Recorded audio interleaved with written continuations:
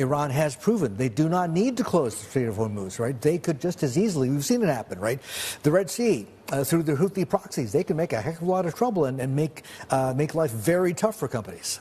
Yeah, I think global shipping should be an area of concern and interest across the board, not only because of what's happening with this conflict, but just look at the scale of organized crime now that is looking to undermine our port infrastructure, our shipping infrastructure. Since COVID, that's increased on an extraordinary scale. So the security of supply lines, the well-being of those essential trade routes, and the capacity of manufacturers to get their product to market and to secure those essential raw materials or parts through those shipping routes, that remains front and center. So agnostically and unemotionally, the issue still is, after all this time and through all these crises, right? It's still about supply chains, diversification, rerouting. Yeah. Of all kinds of stuff. Yeah, I mean, I mentioned before sort of boardrooms becoming more resilient. One of the things that they're looking at as a priority is how do they build in that resiliency in terms of multi-shoring,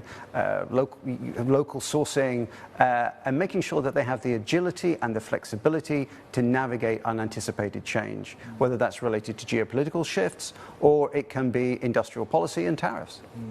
Are your clients, how many of them are worried about what's happening with the dollar and the way it continues to lose ground, lose altitude, even with this latest geopolitical crisis now? I mean, that's not what we're used to, right? In the past and historically, there's trouble in the world, geopolitics, etc. Money runs for safety into dollar. That's not happening now.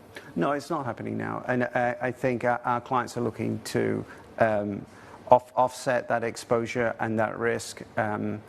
Many of the companies that we're working with are focusing much more on emerging markets and new opportunities that may exist elsewhere in the world where they'd be less exposed from a dollar point of view. Okay. If you had to give one key bit of advice, you had 30 seconds with a client on the phone because either you or he or she is rushing somewhere in this environment with the conflict still raging into day 5 now, what would it be? The conflict in the Middle East at the moment. Yeah. I think it's look at it from all perspectives. This is not just about those strategic supply line issues or access to those markets in the Middle East that may be exposed as a consequence of this. If you're a large global brand at the moment, your consumers are watching closely what's happening and how you respond to it.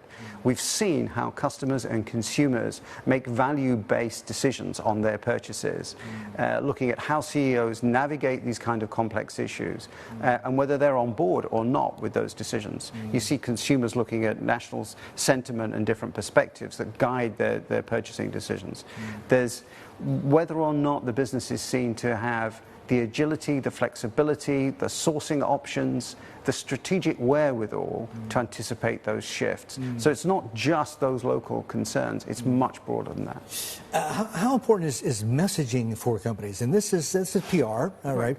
This is also marketing as well, to be seen to be either balanced or aligning with one side or another in this conflict. Yeah, as I said before, I think there's real risk for business leaders of multinational organizations to become co-opted by political leaders, to become so closely aligned with one doctrine or one industrial policy or one geography over another that it limits their options for the future and their ability to expand and build their interests. So they shouldn't do that? They shouldn't do that. Okay. But it's difficult in a world as we have it at the moment to not anticipate what the reaction might be in Washington. Even if you're doing business in the Far East, you've got to have an eye to how political leaders are going to respond. So getting the insights, getting the intelligence, but also staying true to the values of the organization, their core sentiments that drive and define what the business is going to do.